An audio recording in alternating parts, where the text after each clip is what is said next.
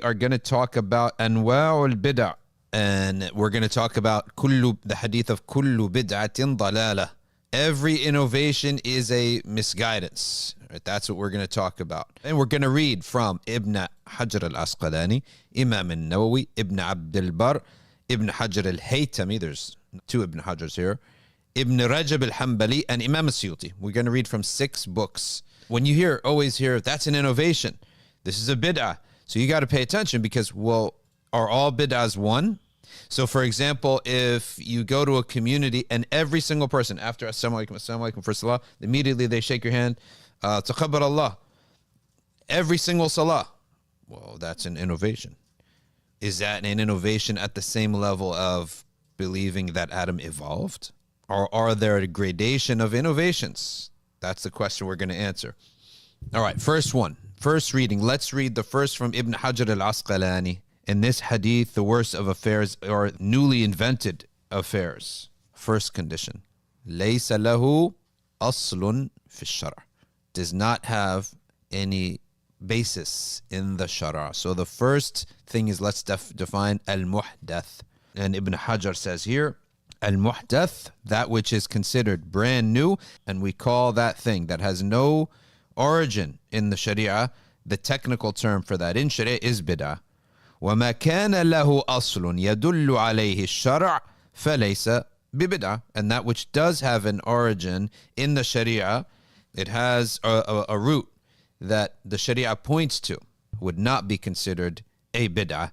So the word bid'ah in sharia is blameworthy. Unlike bid'ah in language, which could be good, right? A bid'ah in language. When we say bid'ah in language, for example, someone innovated a piece of technology. That's fine.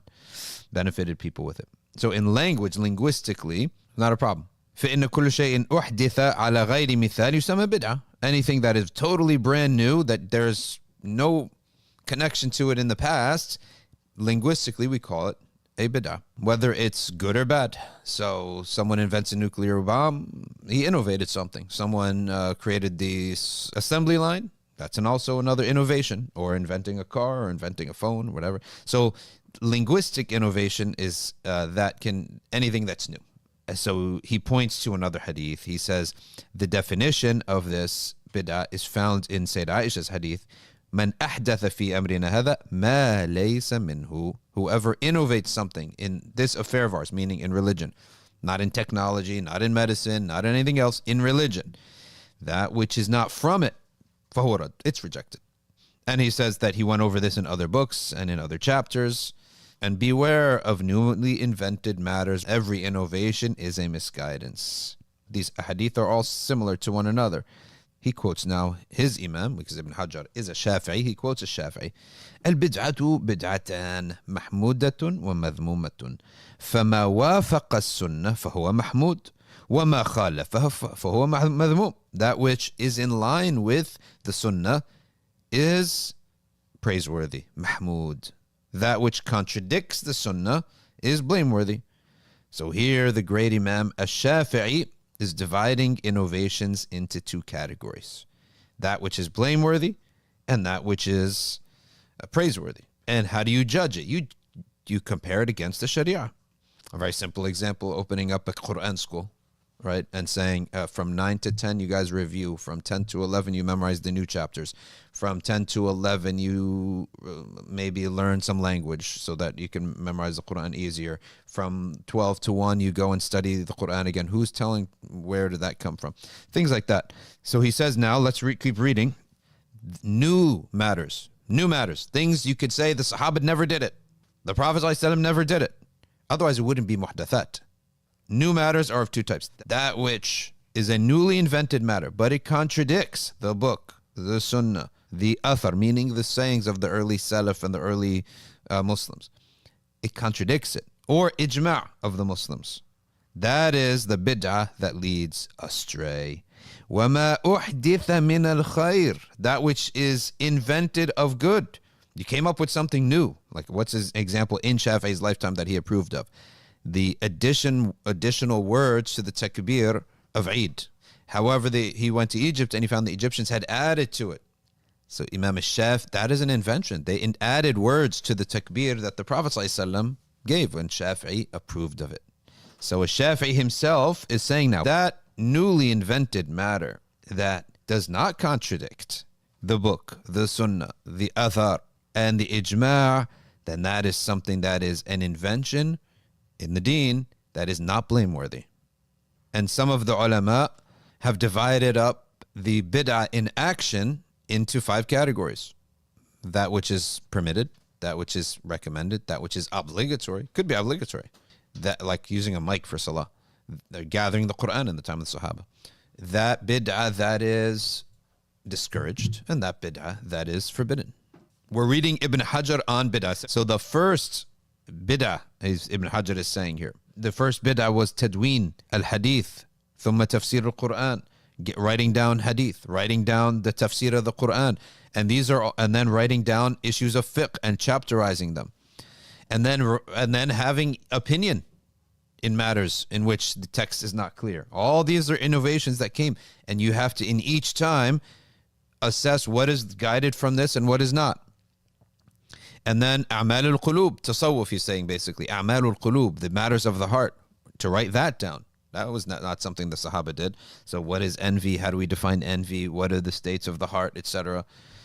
So as for the first one, Omar and Abu Musa had issues with much writing down of hadith, because in itself, no, they feared error, and they feared tasahul, taking it too lightly. But most of the companions, they recognize its values. وَرَخَّصَ فِيهَا الْأَكْثَرُونَ. So here, in every new matter, there is some debate happening here. So when hadith was documented, even Umar ibn Khattab was hesitant, because he saw that this thing could go astray. There could be errors here, and there were. We do see that. So now that we're documenting hadith, give it some time, and a whole group of people began lying about the Prophet, peace be upon him, and that's why or they were very sloppy about transmitting from the Prophet, peace be upon him. So alaykum bil hadi al-awwal means you have to be extremely cautious about these new matters, and what he's going to say here is take only what is absolutely necessary. Of course, you have to write hadith. It's an absolute necessity, as you have to document the Quran and write that into a book. These things are absolutely necessary. There's no discussion. So what's in it? What are examples of the categories of innovations? We'll recite here from Al-Izz ibn Abd al-Salam, being cited by Ibn Hajar al-Asqalani in Fath al-Bari. Aqsam al-bid'ati khamsa, the categories of innovations. Remember, we're talking about innovations of actions, not innovations of aqeedah. Innovations of aqeedah can render you out of Islam altogether, or a heretic and a sect and an innovator where you're a Muslim but your good deeds don't count, or simply wrong, but you're still within Ahlus Sunnah and your good deeds count for you, or even permitted. So they're bid'ah in aqeedah we're not discussing right now. He's talking about bid'ah in actions.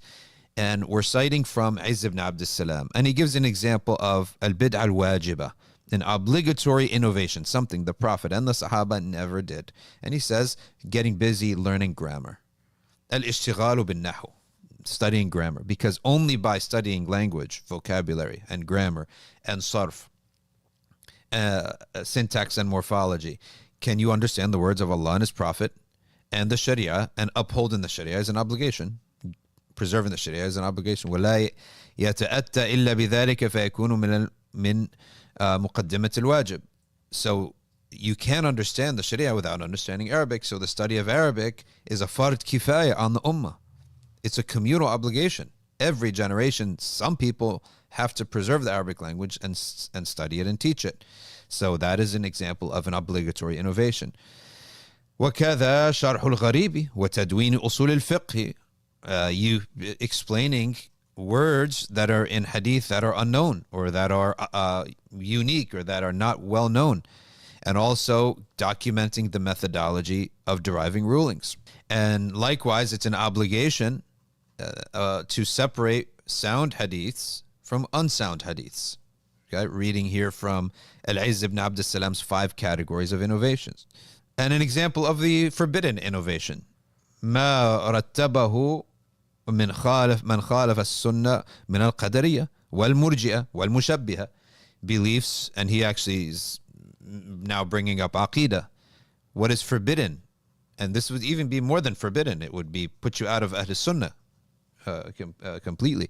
The beliefs of the Qadariyah, the beliefs of the Murji'ah, the beliefs of the Mushabbihah, anthropomorphists, or other sects in the history of Islam. And there are some innovations. So he went to the edges, the obligatory and the forbidden, because those are the important ones. Now let's go to the recommended innovation. Wal manduba. Every good deed that didn't happen in the time of the Prophet, peace be upon him. Kal ijtima'i ala tarawih, gathering for tarawih prayer. Building schools, bina al-madaris. Wal rabt, and having citadels. And citadels, the citadels where you used to guard the land, and there's been no invading army for years and years and years. They ended up becoming schools, right? They just become schools because the guards have nothing else to do. وَالْكَلَامُ فِي التَّصَوُّفِ al-mahmud, speaking about the matters of the heart, tasawwuf. What is envy, how to get rid of envy, how to draw near to Allah with your heart, etc., etc. وَعَقْدْ مَجَالِسْ الْمُنَاظَرَةِ إِنْ أُرِيدَ بِذَلِكَ وَجْهُ اللَّهِ, and debates, the gatherings where you debate heretics, debate the Shia, debate the Qadariyah, debate the Mushabbiha, debate the Christians, if this reward of Allah Ta'ala is sought. In other words, not just for the sake of argumentation. What about that which is mubah? Innovations that are simply permitted. Al-musahafa uqba salat al-subhi wal-asri. Shaking hands, al-musafaha uqba salat al-subhi wal-asri. And subhanallah, that's what happens in Tarim. And now you know where how far back their usul are. In Tarim, Dar al-Mustafa, they have al-musafaha, where everybody shakes everyone's hands after subh and after asr. They do that in an organized fashion. So he's saying this permitted. وَالتَّوَسُّعَ فِي الْمُسْتَلَذَّاتِ مِنْ أَكْلٍ وَشُرْبٍ وَمَلْبَسٍ وَمَسْكَنٍ. Having a big home, having a nice car, having nice clothes. It's an innovation. The Sahaba never did this. They didn't go out buying, building nice homes for themselves and eating nice foods. They never went out trying to go, there's a new restaurant, let's go check it out. They never did this. So he says it's halal, it's permitted. وَقَدْ يَكُونُ بَعْضُ ذَلِكَ مَكْرُوهًا. And what about the discouraged innovations? Some of this that he's talking about, that is what's considered either recommended or permitted, another person may have a perspective that is makruh. So most of our brothers who would object to certain things like the gatherings of dhikr, the mawalid, the misbah, all of that is within the differed upon matters of discouraged, permitted, or even recommended innovations. So that's where you will start to realize that a lot of times when we put a stake, what's the phrase? Put our flag down, or, draw a line in the sand. There is some opinion about that, right? There is an opinion about that. And so it's not all... It could be multiple valid opinions. Depending on the situation, it could deem them to both have different perspectives, just like there are different opinions in fiqh.